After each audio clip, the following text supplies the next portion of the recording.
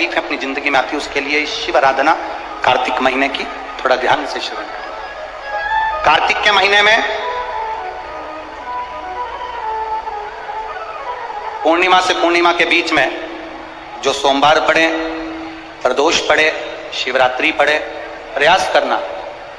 अगर बहुत कष्ट की जिंदगी चल रही हो तो शिवरात्रि, प्रदोष और जितने सोमवार पड़ रहे हो कार्तिक में 4-5 जो सोमवार पड़े उसमें एक बेलपत्र अशोक सुंदरी वाली जगह पर और शमी पत्र देवादिदेव महादेव के ऊपर, ये 2 जगह पर अवश्य चढ़ा। एक महीने में जितने सोमवार पड़ जाएं और प्रदोष पड़े और मासिक शिवरात्रि पड़े उसमें अवश्य चढ़ा। बेलपत्र कहां चढ़ाना है?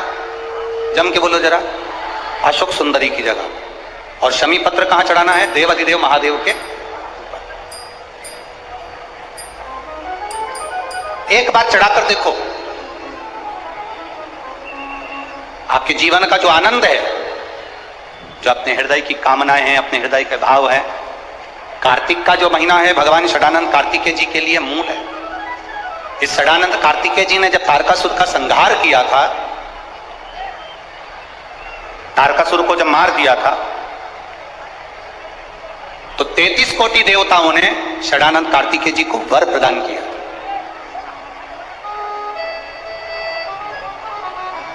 कार्तिकेय जी को वर प्राप्त हुआ। लक्ष्मी जी ने और भगवान नारायण ने षडानंद कार्तिकेय जी से कहा, हे स्कंद देव, हे कार्तिकेय, कार्तिक के महीने में जो दीप दान करता है उसके घर में कभी संपदा की कमी नहीं आती है। कार्तिक महीने के दीपदान की महत्वता जैसे ही लक्ष्मी और नारायण ने कही तब ब्रह्मदेव प्रकट हुए और देवादिदेव महादेव प्रकट हुए मां पार्वती के साथ में, और ब्रह्मा जी प्रकट हुए मां ब्रह्माणी के साथ में। उन्होंने वर प्रदान कर दिया। षडानंद कार्तिकेय भूलवश भी अगर कोई बेलपत्र और शमी पत्र दोनों एक साथ आपकी बहन अशोक सुंदरी और आपके पिता देवादिदेव महादेव को शमी पत्र जो समर्पित कर देगा, षडानंद कार्तिकेय इस कार्तिक के महीने में देवादिदेव महादेव कहते हैं उसके यहां कुबेर का भंडार शिव भर दे। ये जो बेलपत्र है ये आप समर्पित करेंगे अशोक सुंदरी वाली जगह पर। कहां समर्पित करेंगे? अशोक सुंदरी की जगह पर। और शमी पत्र आप समर्पित करेंगे देवादिदेव महादेव के ऊपर। बस इसमें एक चीज का स्मरण अपने को करना है, जब अपन अशोक सुंदरी की जगह पर बेलपत्र चढ़ाएंगे तो ये डंडी का जो मुख है ये महादेव के जो खाली स्थान है, खाली वाली जगह उसी ओर होगा। शमी पत्र की जो डंडी का मुख है इसी की और जिस ओर तुमने बेलपत्र चढ़ाया है उसी ओर शमी पत्र की भी डंडी का मुख उसी ओर होगा। जहां पर आप बेलपत्र की डंडी का मुख रख रहे हैं उसी ओर शमी पत्र की डंडी का भी मुख उसी ओर होगा। तो देवादिदेव महादेव, भगवान शंकर, मां जगत जननी जगदम्बा, श्री ब्रह्मदेव, ब्रह्माणी षडानंद कार्तिकेय को वर प्रदान कर दे। संसार में 2 चीजें 2 लोगों से नहीं पूछी जाती है। पूरे संसार में 2 चीजें 2 लोगों से नहीं पूछी जाती है। एक, स्त्री से उसकी आयु नहीं पूछी जाती है। बोलो सही है कि गलत है? संसार में 2 चीजें 2 लोगों से नहीं पूछी जाती है। एक, स्त्री से उसकी आयु नहीं पूछी जाती है और दूसरा, पुरुष से उसकी आय नहीं पूछी जाती है। स्त्री से आयु नहीं पूछी, पुरुष से आय नहीं पूछी। क्यों नहीं पूछना चाहिए? क्योंकि स्त्री से आयु इसलिए नहीं पूछते क्योंकि स्त्री अपने लिए कभी नहीं जीती, स्त्री हमेशा दूसरों के लिए जीती। और पुरुष से उसकी आय नहीं पूछते। क्यों नहीं पूछते? क्योंकि पुरुष अपने लिए नहीं कमाता, हमेशा दूसरों के लिए कमाता है, इसलिए इन दोनों से नहीं पूछा जाता। कार्तिक का महीना प्रारंभ हो जाएगा, कार्तिक पूर्णिमा तक चलेगा। तुमको अगर लग रहा है कि मेरे दशा नहीं बदल रही, मैंने दिशा बदल कर देख लिया, मैंने घर का रुख बदल कर देख लिया, दुकान बदल कर देख ली, सब कुछ बदल कर देख लिया, साउंड सेट नहीं है, तुमने घर का फर्नीचर बदल कर देख लिया, सब कुछ बदल कर देख लिया, तो अब 1 महीना एक महीना शरद पूर्णिमा से लेकर कार्तिक पूर्णिमा तक एक नियम बना लो, एक चावल का दाना, केवल एक, ज़्यादा नहीं, केवल एक चावल का दाना, जो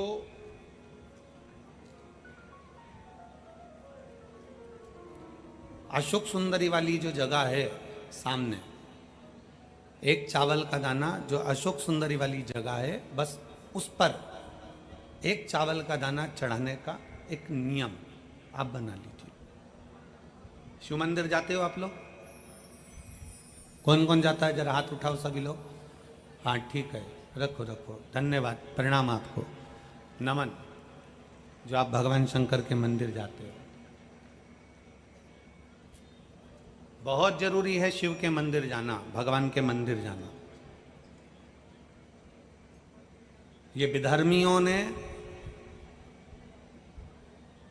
जो हमारे मंदिरों को पूर्व में तोड़ा है ना, उसका कारण कोई दूसरा नहीं था, उसका केवल एक ही कारण था कि हमारे सनातनियों ने मंदिर जाना छोड़ दिया था, इसलिए उन्होंने तोड़कर अपना अपना स्थान बना लिया।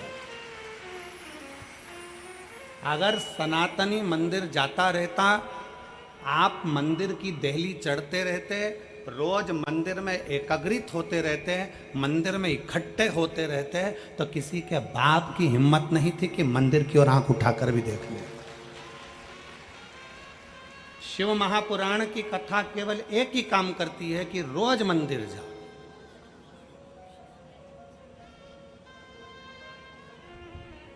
शरद पूर्णिमा से लेकर कार्तिक पूर्णिमा तक के बीच में एक नियम बना लो कि मैं जल चढ़ाने रोज जाती हूं, एक चावल का दाना मैं अशोक सुंदरी वाली जगह पर समर्पित करूंगा, केवल एक।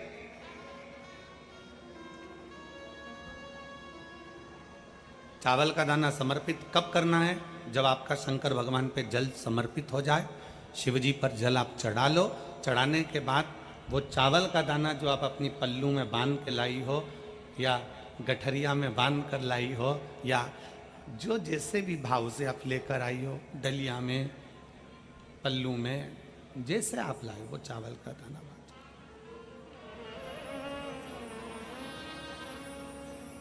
उस एक चावल के दाने को एक महीने तक आप रोज एक चावल का दाना लेकर जाओ, रोज चढ़ाओ, अपनी कामना कर कर, बाबा मैंने दिशा बदल कर देख ली, दुकान बदल कर देख लिया, व्यापार बदल कर देख लिया, घर बदल कर देख लिया, काम बदल कर देख लिया, पर मेरी दशा नहीं बदल रही। अब ये मैंने चावल का दाना, चावल का मतलब होता है अक्षत,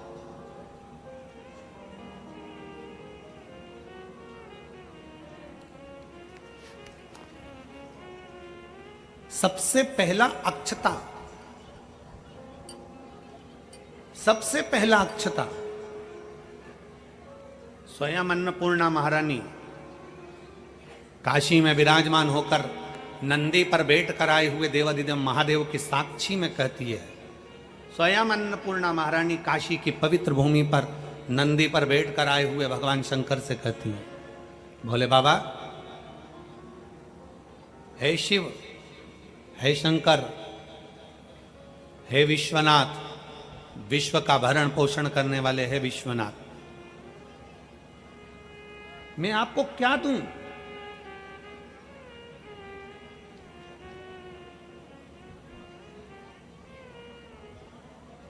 मैं आपको क्या प्रदान करूं? अन्नपूर्णा महारानी कहती है कि मैं आपको क्या दूं जिससे संपूर्ण ब्रह्मांड का कल्याण हो जाए और आपकी कृपा दृष्टि मुझ पर हो जाए और मेरी भी दशा बदल जाए। मैं आपको क्या दूं? क्या प्रदान करूं मैं आपको? दुनिया के लोग कहते होंगे कि भगवान को सोना देना, चांदी देना, हीरा देना, पन्ना देना, रतन देना, आभूषण देना कल्याण का अंक कहता है। अन्नपूर्णा जी कहती हैं कि मुझे आपको क्या प्रदान करूं? भगवान शंकर मुस्कुरा कर कहते हैं, अन्नपूर्णे, केवल एक अक्षता तुम मुझे देती है तो मैं तुझे तेरी दशा भी बदल सकता हूं और तेरी दिशा भी बदल सकता हूं और तुझे अन्नपूर्णा माता के स्वरूप में पुजवा भी सकता हूं। एक अक्षत का दाना,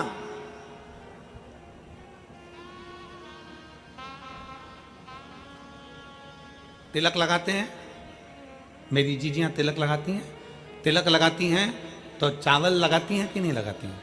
बोलो, जम के बोलो जरा। लगाती हैं ना? तिलक में चावल लगाया जाता है।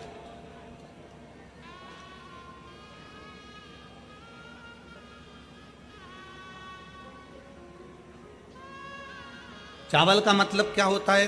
तिलक लगाने के बाद अक्षत क्यों लगाया गया? उसका कारण यह है कि भगवान मेरे ऊपर ऐसी कृपा करना कि ये जो मैंने चावल का मतलब होता है कि ये घड़ी वापिस देखने को मिले। आज मैं अगर यजमान बना हूं, आज अगर मैंने आज पूजन करी है, आराधना करी है, यज्ञ करा है, अनुष्ठान करा है, देवी जी की प्राण प्रतिष्ठा करी है, मैंने कोई हवन करा है, पंडित जी ने तिलक लगाया, चावल लगाया। चावल का मतलब है कि ये बार बार जजमान बनता रहे, ये बार बार ऐसी कृपा भगवान करे कि इसके ऊपर ऐसी करुणा हो कि ये बार बार कथा कराते रहे, ये बार बार यज्ञ कराते रहे, ये बार बार अनुष्ठान कराते रहे। अक्षत का मतलब पुनरावृत्ति बार बार हो।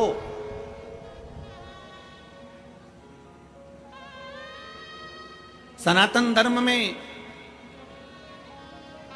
किसी के मरने के बाद में 10 दिन तक मस्तक पर तिलक नहीं लगाकर चावल नहीं लगाया जाता। बोल, लगाते हैं क्या? नहीं। क्यों? क्योंकि हमारा सनातन धर्म कहता है कि ये जो घटना घट गई, अब भगवान इस घटना के बाद दूसरी घटना ना घटाए, इसलिए चावल का प्रयोग ही नहीं, अक्षत का प्रयोग ही नहीं। मस्तक पर तिलक के बाद फिर चावल नहीं।